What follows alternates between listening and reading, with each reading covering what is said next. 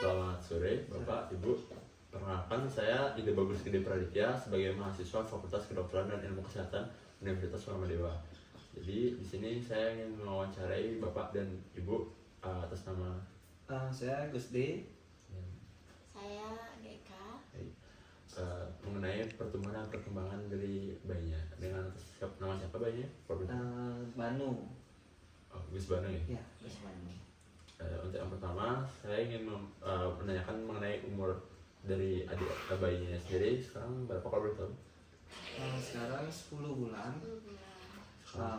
Lahir di 31 Januari 2024. Baru 10 bulan gitu. Nih. Untuk bayinya sendiri itu pada saat lahir itu apakah tepat waktu atau prematur atau mungkin waktunya lebih gitu? Sesuai HPL sih. Ya, jadi HPL kan memang pas di 31.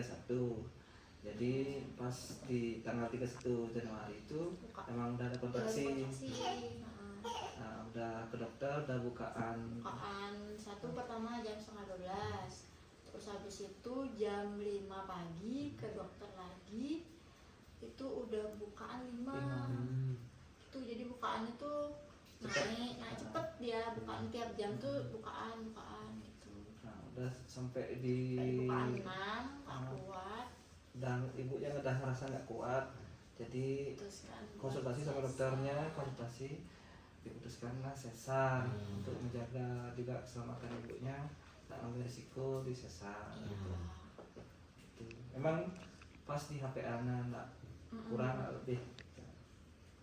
Berarti dari adik Gus Banu yang sendiri ini lahirnya pas ya? Pas dengan perkiraan lahirnya.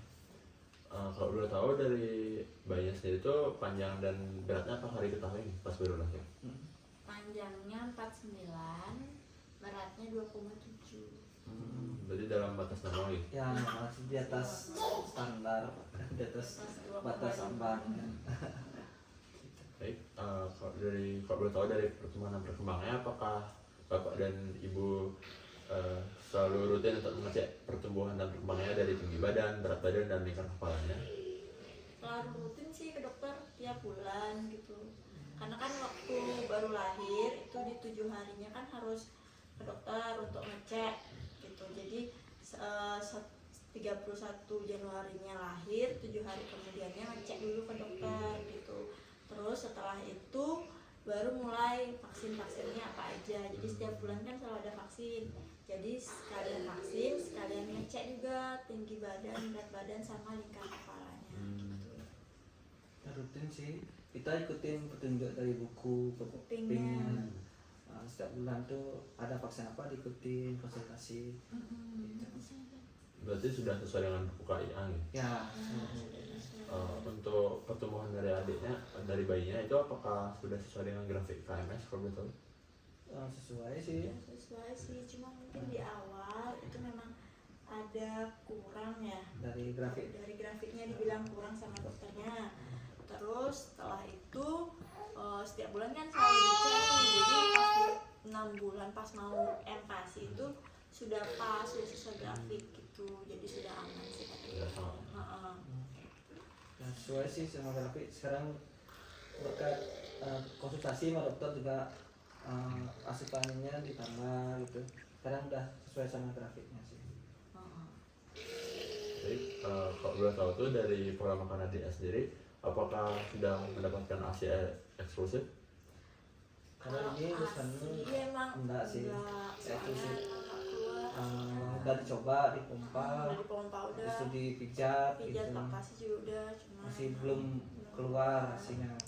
Jadi untuk membantu juga asupan bayinya biar tetap dapat, jadi disarankan support. Jadi sampai sekarang masih tak support, tapi takarannya atau kandungannya sesuai formula cocok tuh kita konsultasikan juga sama dokternya gitu. Jadi dicek juga cocok gak sama pencernaannya gitu. Ya, pertama tuh memang karena kan dibilangnya alergi tuh Gus Banu gitu. Karena baru lahir tuh udah gerok-gerok. Jadi awalnya itu susu yang disarankan tuh susu Enfamil Gentle Care gitu. Tapi habis itu kan ada perkembangan nih. Selama perkembangan itu nggak apa-apa, nggak masalah sebenarnya gitu. Jadi diganti ke sempat ada pergantian? Ya juga konsultasi sama dokternya. Setelah Enfamil ini kan kotorannya jadi lebih agak hijau gitu. Kalau jengkolnya Jadi kita biar asupannya dapat susu sapi gitu. Jadi ketika berubah susu tuh berat badannya jadi cepat naik ya. lebih cepat naik. Pas jengkolnya itu agak lama naiknya. Berarti Karena kan kemarin kenapa dipakai Intercare karena grok-grok di indikasi alergi. Habis itu setelah grok-groknya hilang dicoba ke susu sapi biasa biar naikin berat badannya, nggak apa-apa sih, dilanjutin susu sapi biasa gitu. berarti setelah pergantian susu itu malah menaikkan. Ya cepat Ya, dari lebih boosting cepat naiknya. sih. Jadi dokternya bilang nggak apa-apa kalau misalnya Enfamil biasanya nggak bikin gerok-gerok parah, jadi nggak apa-apa pakai yang biasa aja. Kalau untuk dari pola makannya sendiri sekarang kan sudah bisa makan ya? Oke, sudah. Sudah kasih. Berarti dari bayinya sendiri itu frekuensi makannya sering atau mungkin dia pernah tidak mau makan? Kalau gue bilang sih sesuai 3 kali sehari, makannya juga nggak ada masalah selama ini. Mungkin di awal aja ya pengenalan itu agak bingung karena dia kan nggak mau tuh awal-awal karena udah terbiasa susu, jadi dikasih yang bertekstur dia kan nggak mau. Jadi itu awal-awal agak susah pengenalan makanannya. Terus udah beberapa hari, ada sekitar 1 minggu dia mau makan. Oh iya. Jadi ada pengenalan dulu, pengenalan tekstur mungkin ya. Gitu. Sekarang sih udah 3 kali sehari udah normal. Udah normal, udah bagus. Udah. Berarti sudah sangat aman ya? Ya, masih. Kalau untuk dari dokter adik sendiri, bayinya sendiri itu apakah sekarang sudah bisa mungkin duduk, tengkurap gitu? Udah bisa. Udah bisa dari umur 6 bulan sih udah bisa Ya. duduk ya. 4 bulan 4 udah- bulan udah udah duduk. duduk. Nah, habis itu karena mungkin dulu jarang dipamitan tengkurap-tengkurapin, jadi agak mundur dikit di Pas merangkaknya. Iya, merangkaknya nggak mungkin. Nah, sekarang sih udah Sekarang merangkak udah. lancar merangkak. Cuma sekarang udah mulai belajar berdiri. Lah jalannya belum. Jalan. Baru berdiri ya udah tuh lagi gitu. Berarti mungkin setelah 1 tahun baru bisa. Ya mungkin setelah tahun udah bisa lah berdiri jalan lah. Sudah. Baik. Jadi kalau untuk dari motoriknya aman dan berarti tidak ada keterlambatan ya dalam motorik. Nah kalau dari sisi dokter sih masih wajar gitu, nggak terlambat juga gitu. Kalau dibandingkan juga sama sebayanya juga masih setara lah, masih merangkak gitu.